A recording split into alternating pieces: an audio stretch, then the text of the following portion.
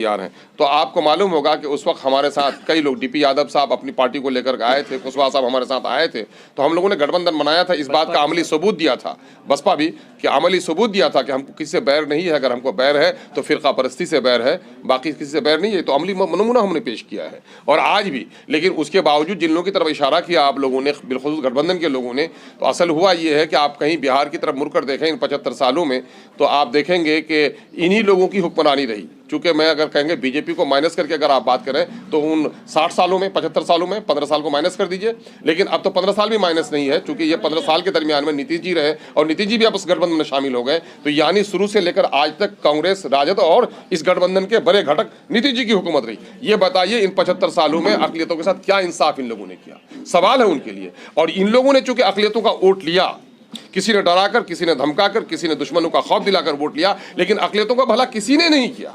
अकलियतों को किसी ने इंसाफ नहीं दिलाया। माई का नारा दिया, वाई का वारे न्यारे हुआ और माई का बुरा हाल हुआ। और आज भी लोग कह रहे हैं कि इंसाफ के साथ तरक्की। मैं दावा करता हूं उस हुकूमत को कि इंसाफ के साथ तरक्की। तो माइनॉरिटी का इलाका, बड़ा इलाका है सीमांचल में। सीमांचल में लोग सड़कों में आज भी, नदियों में डूबकर क्यों मर रहे हैं? आज भी 70% नौजवान पलायन क्यों कर रहा है? आज भी सरह अमवात वहां ज्यादा क्यों है? आज पूरे बिहार में जितने लोग डूबकर मरते हैं, अकेला सिर्फ पूर्णिया में इतने लोग डूबकर हर साल मर रहे हैं। पुल नहीं बने 40 किलोमीटर पर, यहाँ पर 5-5 किलोमीटर पुल बना रहे हैं आप ग्लास ब्रिज बना रहे हैं, आप मेरिन ड्राइव बना रहे हैं, आप फ्लाईओवर बना रहे हैं, मेट्रो बना रहे हैं। हमें उससे इनकार नहीं है, आप सब कुछ कीजिए। आप गंगा जल को पहुंचा रहे हैं वहां तक, क्या कहते हैं, राजगीर तक और गया तक, हमको उस पर कोई बैर नहीं है। लेकिन क्या सीमांचल के लोगों को साफ पानी पीने का भी हक नहीं है? इन लोगों ने, वो तमाम तो लोग जिन लोगों ने अकलियतों के साथ जुल्म किया है, इस्तेसाल किया है, ऐसे लोगों को MIM से खौफ सता रहा है कि चोर को जैसे पहरेदार को देखकर डर लगता है, इन लोगों को डर लगने लगा है कि अकलियतों के इंसाफ और हक की आवाज उठी। अकलियतों का वोट इनको अजीज है, अकलियतों की नुमाइंदगी इनको अजीज नहीं है, इसलिए ये जुमले भी लगाते हैं हम पर, ये हमसे अदावत भी करते हैं और हमको मिटाने की कोशिश भी कर रहे हैं। हम कह रहे हैं कि हम कुर्नी में भी लड़े, हम गोपालगंज में भी लड़े। गोपालगंज का भी अंदाजा हुआ, कुर्नी का भी अंदाजा हुआ। लेकिन मैं आपको बता दूं, जनरल इलेक्शन में और बाई इलेक्शन में बड़ा फर्क है।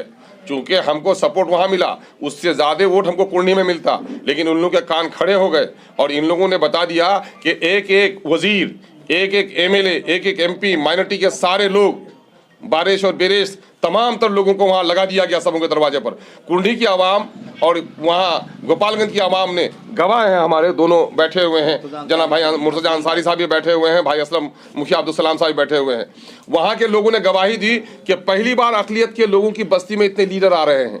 सुबह MLA, दोपहर को MP, रात को मंत्री आता है और दरवाजा किसी को खाली नहीं रहता भिखारियों से।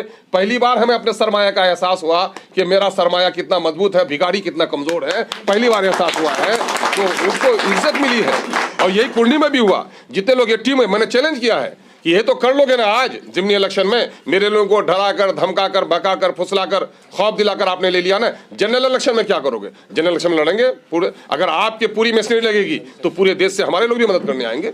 मजलूमों की एक आवाज पूरे देश में चल रही है और मैं समझता हूँ MIM वो वाहिद पार्टी है जिसके लिए लोग अपने जेब का पैसा लगाकर दूर से चल कर आते हैं कि मेरा कोई लड़ रहा है, मेरा कोई मसीहा लड़ रहा है। मैं समझता हूं कि इससे पार्टी बहुत दूर हुई है।